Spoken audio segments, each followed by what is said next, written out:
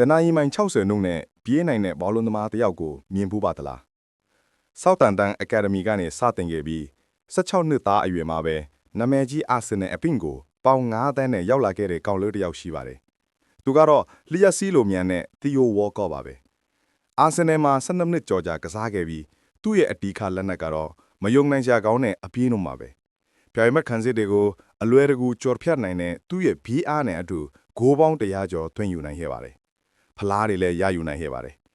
အန်အော့စရာကောင်းမွန်ကတော့18နှစ်အရွယ်မှာပဲအင်္ဂလန်လက်ရွေးစင်အသင်းရဲ့အသက်အငယ်ဆုံးကစားသမားအဖြစ်2006ကမ္ဘာဖလားပွဲမှာရွေးချယ်ခံခဲ့ရတာပါပဲ